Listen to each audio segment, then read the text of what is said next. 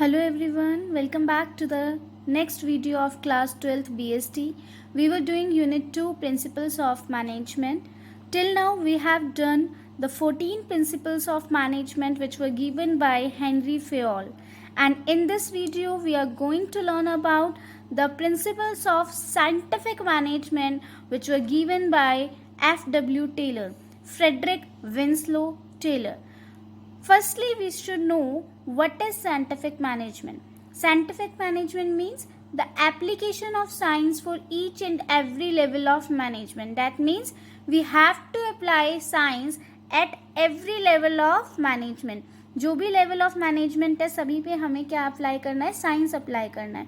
Means कि हमें कुछ ऐसे फैक्ट्स अप्लाई करने हैं, साइंस अप्लाई करना है जो कि यूनिवर्सली एप्लीकेबल हो, जिससे आप वाइज डिसीजंस ले सकें, इफेक्टिव डिसीजंस ले सकें. So these are the 4 principles of scientific management. Let's come to the first one. Science not rule of thumb. According to this principle, we should not get stuck in a set routine with the old techniques of doing work. What does this say? ये कहता है कि हमें जो हमारी पुरानी techniques हैं किसी भी काम को करने की, उनके साथ स्टक नहीं होना चाहिए. मीन्स कि हमें एक सेट रूटीन में स्टक होके नहीं रहना चाहिए. हमें हमेशा कॉन्स्टेंटली कुछ ना कुछ नया करते रहना चाहिए जो साइंटिफिकली प्रूवन हो.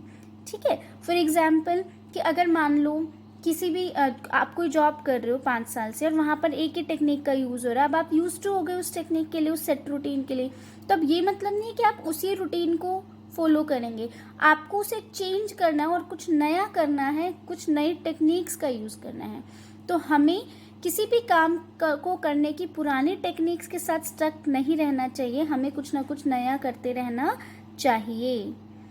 We should be constantly experimenting to develop new techniques which make the work more simpler, easier and quicker. Means कि हमें हमेशा कुछ ना कुछ नया एक्सपेरिमेंट करते रहना चाहिए ताकि हमारा काम ज़्यादा सिंपल, इजी और क्विक यानी जल्दी हो सके. Second principle is harmony not discord. It says that कि जो वर्कर्स और मैनेजमेंट हैं उन्हें हार्मोनी में काम करना चाहिए, एक दूसरे के साथ शांति में काम करना चाहिए. ठीक है. उन दोनों में आपस में म्यूचुअल अंडरस्टैंडिंग होनी चाहिए. वर्कर्स और मैनेजमेंट दोनों में आपस में क्या होनी चाहिए, म्यूचुअल अंडरस्टैंडिंग होनी चाहिए ताकि वो दोनों एक दूसरे को समझ सके. ठीक है. अब देखो क्या होता है जनरली कि जो वर्कर्स होते हैं वो क्या चाहते हैं कि मुझे ज़्यादा से ज़्यादा सैलरी मिले. मैनेजमेंट चाहती है मुझे ज़्यादा से ज़्यादा प्रॉफिट्स मिले. या मैनेजमेंट ये चाहती है कि मैं वर्कर से ज़्यादा काम करवाऊँ और वर्कर्स ये सोचते हैं कि मैनेजर्स हमें फालतू में बहुत ज़्यादा काम करवा रहे हैं.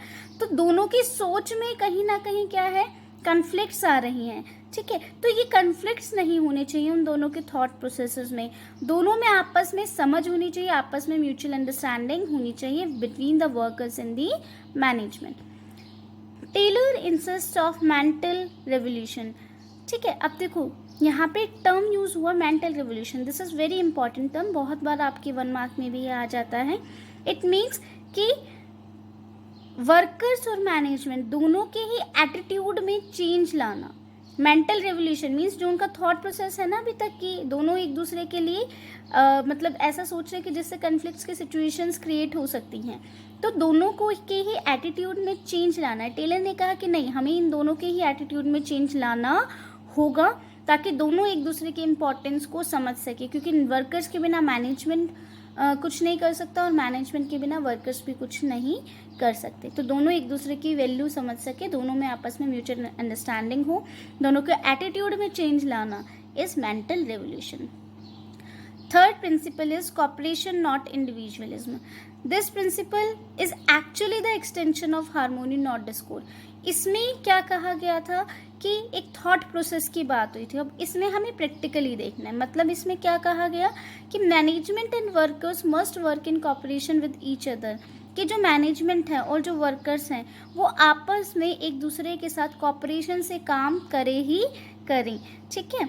Management should welcome the suggestions of workers and reward them for good suggestions. Means अब देखो दोनों कैसे आपस में एक दूसरे के साथ कॉपरेशन से काम करेंगे कि मैनेजमेंट को वर्कर्स को पूछना चाहिए, उनकी राय लेनी चाहिए, उनके सजेशंस लेने चाहिए कि आप बताइए कि हम क्या कर सकते हैं, क्या नहीं कर सकते।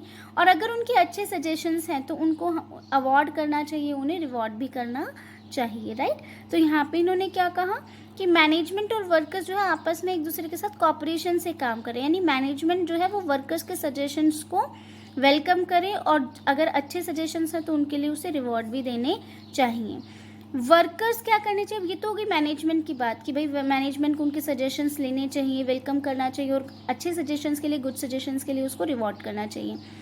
सिमिलरली वर्कर्स को क्या करना चाहिए, वर्कर्स को अननेसेसरी स्ट्राइक्स वगैरह ना करें वो लोग, ठीक है, कि बेफालतू में स्ट्राइक्स वगैरह पे बैठ गए, ऐसे नहीं होनी चाहिए। ऐसे सिचुएशंस जो है वो ख़राब ही होती हैं, ठीक है, तो वो चीज़ नहीं करनी चाहिए। देन ओपन कम्युनिकेशन सिस्टम, कि मैनेजमेंट और वर्कर्स दोनों में ओपन कम्युनिकेशन सिस्टम होना चाहिए कि दोनों आपस में खुल कर के बात कर सकें। Last principle is development of each and every person to his greatest efficiency, means कि हर एक पर्सन का, हर एक एम्प्लॉय का, हर एक मैनेजर का यहाँ पे ग्रेटेस्ट एफिशिएंसी के साथ डेवलपमेंट होना चाहिए। मतलब जितनी उसमें कैपेबिलिटी है, जितनी ग्रेटेस्ट एफिशिएंसी के साथ हम एम्प्लॉयज़ में डेवलपमेंट कर सकते हैं, हमें वो करना चाहिए। So workers should be selected carefully, यानी इसने क्या कहा कि जो वर्कर्स हैं आपके, सबसे पहले तो आपको उन्हें बहुत ध्यान से सिलेक्ट करना चाहिए।